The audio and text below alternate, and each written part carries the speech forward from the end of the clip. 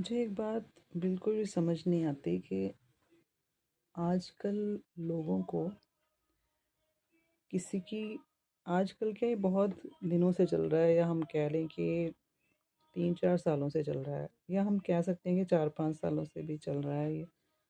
अ, interfere करने की बहुत बुरी बीमारी होती है कई लोगों को।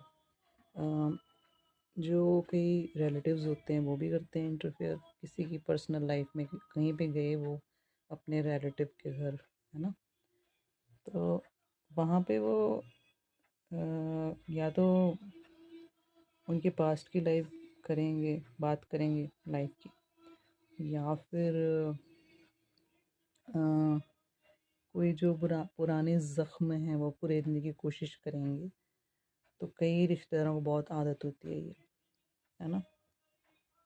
वो चीज़ें मुझे इतनी बुरी लगती हैं, पता नहीं आपको बुरी लगती हैं कि नहीं, आई डोंट नो।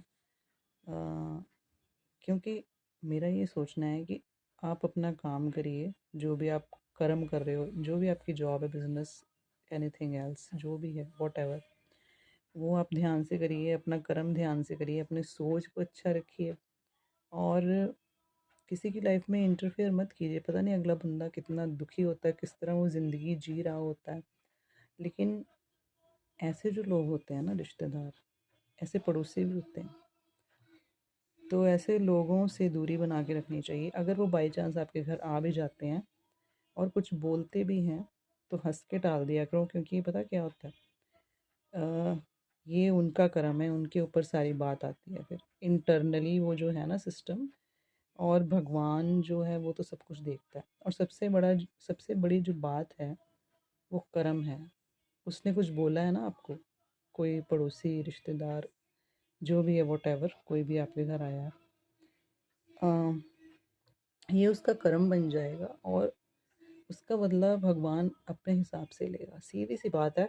अगर आपको ज़िंदगी में खुश रहना है, शांत रहना है, अपने काम में सिर्फ ध्यान लगाइए, कंसंट्रेशन रखिए उसी में, और उस चीज़ को ओवरथिंक मत कीजिए, स्ट्रेस मत लीजिए उस चीज़ की, ना टेंशन लीजिए, क्योंकि उससे हम इंटरनली बीमार होंगे, कोई ना कोई हमें हेल्थ इश्यूज़ हो जाएंगे।